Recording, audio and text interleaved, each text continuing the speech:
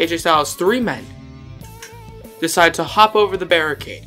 Mojo gives him the eyes of like, yeah, I know what's really going on. Revealing it to be Alberto Del Rio, Chris Masters, and Evan Bourne. Samoa Joe and AJ Styles is WWE champions pretty much. Basically, they beat the crap out of Kurt Angle. They pull a little card out from, and they shove it in Kurt Angle's pocket.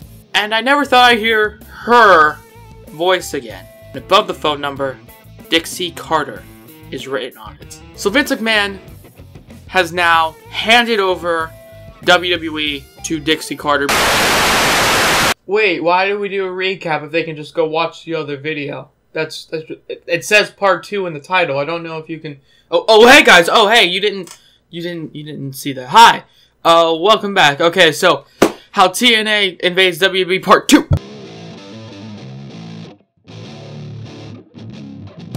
First off, right off the bat, Dixie Carter cancels NXT. Now, a lot of you might hate me for that. I think they should cancel NXT. I know, the boo me by the millions right now. It's hashtag Boo City going on in here, but I don't think we should be able to see NXT.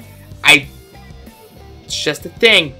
It's just an opinion. Anyways, nuclear hit because she canceled NXT. So the only 3 brands right now going on in WWE are Raw, SmackDown, and the actual TNA/GFW show. I'm call it TNA because I don't care about GFW. But yeah, so this is how she structures it. Dixie puts all of her TNA guys that were already in TNA, that are currently in TNA, still in TNA, that's still there. All the TNA guys that are in WWE, like for instance AJ Styles, except for Samoa Joe, goes to SmackDown, while Samoa Joe stays on Raw, along with all the people she doesn't like, because on Raw, it's pretty much Joe has the Universal title, so he stays on Raw kind of thing. So that's what I'm doing. Okay, that's how we're structuring this. Also, Dixie moves her office to Stamford, Connecticut, so the WWE offices, that turns into like the TNA office thing. Just remember that one. Dixie Carter has control of WWE. I know, all hell is breaking loose. TNA is now WWE. What does TNA decide to do? They decide to show just what TNA has to offer with creative ideas, okay? They have the freaking Destination X. Destination X. They have Destination X because that has like the X Dream Match thing, the Ultimate X Match. So they're like, oh, we're creative, we can have ideas. Also, didn't mention this, the Cruiserweight title turns into the X Division title pretty much. So Sanjay Dutt is now the X Division champion, but still technically the Cruiserweight champion, even though the Cruiserweight champion turns into the X Division champion, because the Cruiserweights are now going into the X Division. Okay, that whole thing is becoming one thing because they're the innovative ones, and it seems like that would be, that would make sense. Like Neville would be perfect in the X Division. Just an idea. So yeah, that's Destination X. So the card will look like this.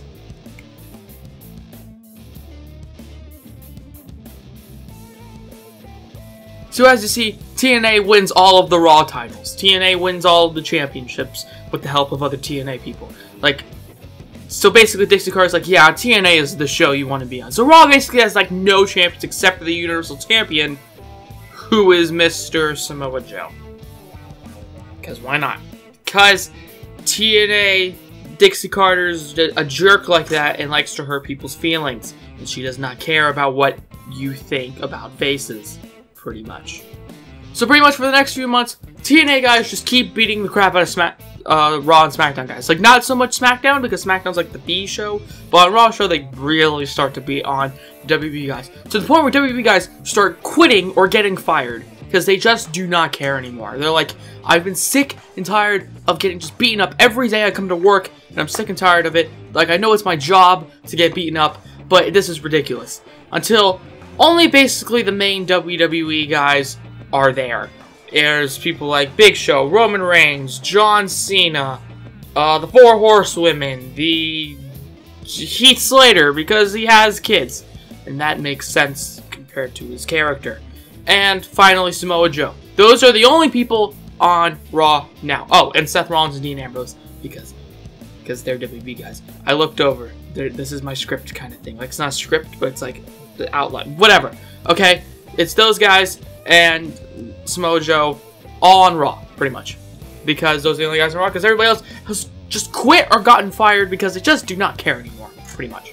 So TNA, they decide, you know what, let's just destroy, you know, basically everything. So the Royal Rumble, canceled. You know what that's going to become? That's going to become freaking, not Slammiversary, the other one, Bound for Glory. Okay, that just becomes Bound for Glory. Because Dixie Carter is getting all of the heat ever, pretty much. She's gonna get hated. Like, we want to see riots outside of the TNA building, kind of thing. We want to see hate. And that's what's happening. So a week after that, a week after the Bound for Glory pay-per-view, you know, TNA does their normal thing of just, we win everything, because TNA is awesome. John Cena, yes, Mr. John Cena comes out and decides, you know what, this is actually pretty garbage. Okay, what happened to WWE? This is supposed to be fun. Okay, WWE equals fun. That's what's supposed to happen. You know what's happening? It's not becoming fun. Okay, everybody's quitting, everybody's getting fired, everybody just keeps getting beaten up by these TNA guys, and John Cena's sick of it. They're like, okay, you know what, you did all this, but then you ruined the Royal Rumble, okay? This one was for the fans or whatever, and he gets injured.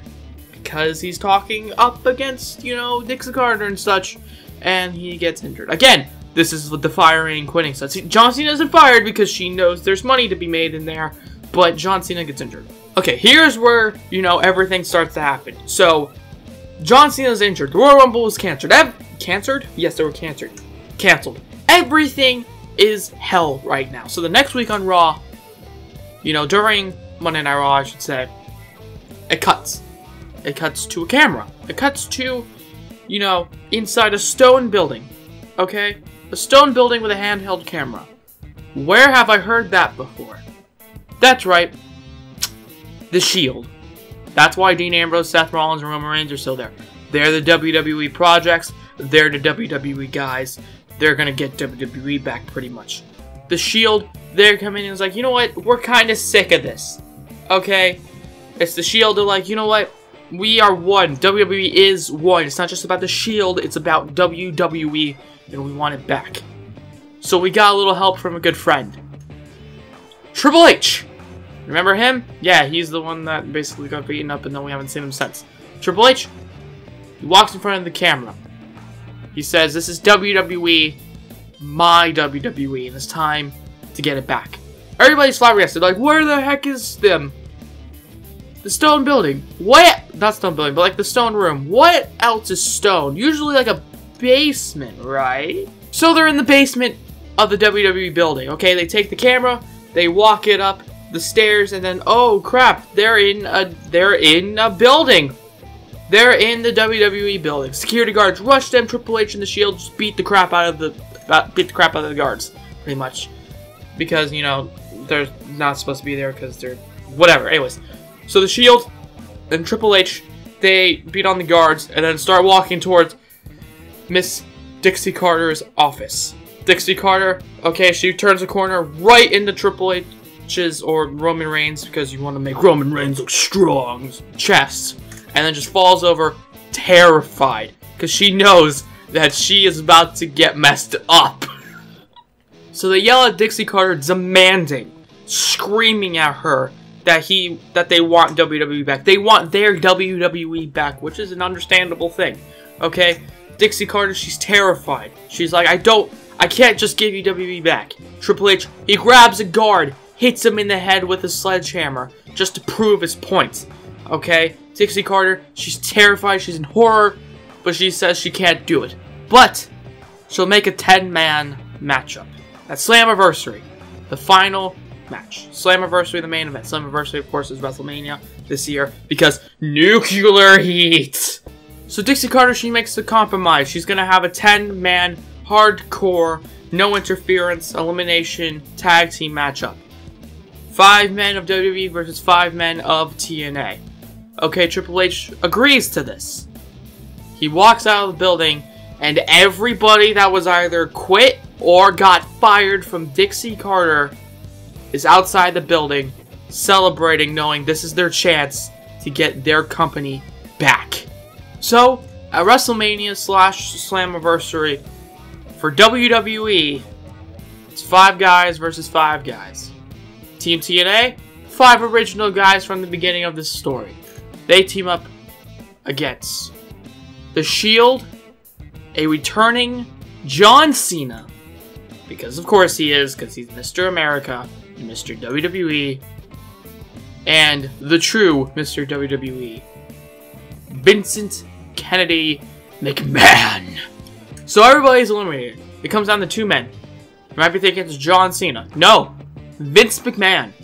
He hasn't been tagging the entire matchup because he knew he was getting beaten the crap out of. Okay? It's a fresh Vince McMahon versus a very tired Samoa Joe. The man who started it all. The man who knew everything about the TNA invasion. The man who laughed in AJ Styles' face knowing what's going on in the backstage, you know, just all those months ago. It's Samoa Joe versus Vince McMahon. Samoa Joe, he just laughs. He just laughs in Vince McMahon's face. Knowing Vince McMahon, this old guy, has nothing against Samoa Joe. Vince McMahon? Yeah. He kicks him in the nuts. Just kicks him in the nuts. He sees his wife, Linda McMahon, in the crowd, walks outside the ring, grabs the steel chair she has, because you know, of course, the steel chair has the WWE logo on it, because of course it does. Brings it back into the ring, and the loudest, most hard-hitting chair shot to the head of Samoa Joe is hit by Vince McMahon as he gives him the cover. It goes 1, 2, 3. The next night, Vince McMahon comes out to his Monday Night Raw. He says, Dixie Carter, could you please come out here? And as Dixie Carter comes out, Vince McMahon says, get the hell out of my arena. And out of WWE forever. So that was my little storyline for TNA invading WWE. WWE comes out in the end as the winners and the victors and such. And that's how I think you make a storyline between 2 companies, okay? Especially one of them's WWE, because WWE is going to win this considering it's WWE's company. But yeah, that's TNA versus WWE, okay? And then TNA can go off. I would suggest not live anymore. Like, I would suggest TNA just dies kind of thing, because TNA is pretty much a dead horse that keeps getting beaten over and over and over again until, you know, it becomes back alive and then it goes and dies as a dead corpse again. That was very graphic, but it's kind of true. And WWE, they reign supreme as the #1, you know, as the #1 place in America, pretty much, for wrestling. So yeah, that's WWE and TNA, you know, storyline. If you guys liked it, please let me know by hitting the like button down below. Do you guys, was it a good story? Was it not? Tell me about it, actually, in the comments below, because I want to know your opinion on this. Subscribe if you haven't already. If you have, why not hit the bell to be notified of everything I do here on the Bad Wrestling channel. And have a good day, of course, from Bad Wrestling. Bye-bye! Yo!